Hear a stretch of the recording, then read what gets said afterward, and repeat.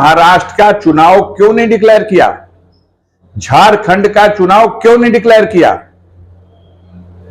मजबूरी में 10 साल बाद आपने कश्मीर का चुनाव अनाउंस किया, हरियाणा का चुनाव अनाउंस किया, इसके साथ उनका भी कार्यकाल पूरा हो रहा था। चारों चुनाव अनाउंस करते, लेकिन रोका गया। घटना हो गई, रोकने के बाद जो करना चाहते थे वो घटना झारखंड में हो गई। चंपई सोरेन को किस तरह से वर्गलाया गया, तोड़ा गया। अभी कश्मीर में बगावत हो गई, बहुत से छोटे बड़े लोगों को तोड़ा गया। पहली बार इतिहास में हुआ है भारतीय जनता पार्टी के कि इनके द्वारा प्रकाशित सूची इन्हीं के लोगों की बगावत के सामने वो वापस हो गई। पहली बार डिक्लेयर सूची वापस लेके फिर क्या डिक्लेरेशन था, क्यों विरोध था? क्योंकि बाहर से दूसरी पार्टियों से आप किसी प्रलोभन से उनको जो छीन झपट के लाते हैं, उसको आप लोगों ने ऑपरेशन लोटस का नाम दिया है। उनको टिकट दिया गया था। कार्यकर्ताओं में बहुत ही आक्रोश था, विद्रोह था, और ये स्थिति उत्पन्न हो गई। तो बहरहाल देश ऐसे वक्त से गुजर रहा है जब आप देखिए चुनाव के बाद से पूरे देश में कानून व्यवस्था की स्थिति बद से बदतर हुई है। ये भारतीय जनता पार्टी की सरकार में जहां जहां सरकारें हैं। ममता बनर्जी का तो इतना वावैल है, एक घटनाक्रम हुआ है, हम उस घटना की घोर निंदा करते हैं। उनके दोषियों को कड़ी से कड़ी सजा दिलाई जाने की मांग करते हैं। पीड़ित परिवार को भारी सहायता देने की मांग करते हैं।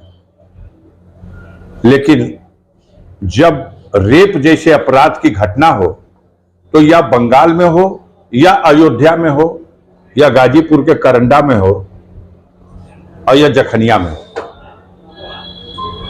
उन घटनाओं को और उसमें लिप्त जो समाज विरोधी तत्व हैं, उनके साथ कार्रवाई में अगर भेदभाव किया जाएगा तो जनता में एक गलत संदेश जा रहा है। ये परिस्थितियां उत्पन्न हुई हैं। चुनाव के बाद लगातार महंगाई बढ़ी है, कानून व्यवस्था की स्थिति बद से बदतर हुई है, बेरोजगारों की समस्या का कोई समाधान नहीं हुआ। 69,000 शिक्षकों की भर्ती के सवाल पर जो हाईकोर्ट का निर्णय आया, उस निर्णय ने सबकी आंखें खोल दी। समाजवादी पार्टी के राष्ट्रीय अध्यक्ष माननीय अखिलेश यादव जी ने, कांग्रेस पार्टी के नेता माननीय राहुल गांधी जी ने, दोनों ने एक स्वर में यह कहा है कि अगर हम आएंगे सत्ता में तो हम जाति के आधार पर जनगणना करेंगे। जातिगत जनगणना, किस जाति की कितनी संख्या है ये जानने के लिए हम जनगणना इसी जनगणना के साथ करा देंगे।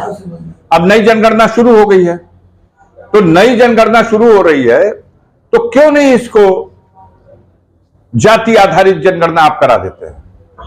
जनगणना भी हो जाएगी और पता भी लग जाएगा किस जाति की कितनी संख्या है। मानवर कांशीराम भी कहा करते थे, माननीय अखिलेश यादव जी भी इस बात पे बल देते हैं कि जब एक बार जनगणना से रिजल्ट सामने आ जाएगा किस जाति की कितनी जनसंख्या है, तो हमारा योजना आयोग हो या प्लानिंग कमीशन ये बैठेगा और उस जाति की जनसंख्या के हिसाब को दृष्टि में रख करके और उसके कल्याण के लिए योजनाएं बनाएगा। उसको उसका हक और हिस्सा मिल जाएगा। आजादी के 75 साल के बाद भी जो गरीब आज भी बुरी तरह से एकदम दरिद्रता की स्थिति में जीवन जी रहा है, उसके उत्थान का एक रास्ता बन जाएगा। आप क्यों भागते हैं जाति आधारित जनगणना से? सांसद जी, बात किया कल ममता बनर्जी कलकत्ता में जो है भाजपा ने बंद का आह्वान किया था, तो ममता बनर्जी ने भी जो है असम, बंगाल, असम, उड़ीसा, यूपी तक को जला डालने की बात कही थी। ये सब आप लोग जोड़ दीजिए। इन लोगों ने कहा था कि हम बंगाल को जला देंगे। ये लोग जला देने, बांट देने, काट देने, उड़ा देने, ठोक देने, मिला देने मिट्टी में, ये सब इन लोग के डायलॉग हैं। ये किसी दूसरे के हो ही नहीं सकते। इस पर तो इनका एक तरह से पेटेंट है। इन डायलॉगों को कोई दूसरा कैसे बोलेगा?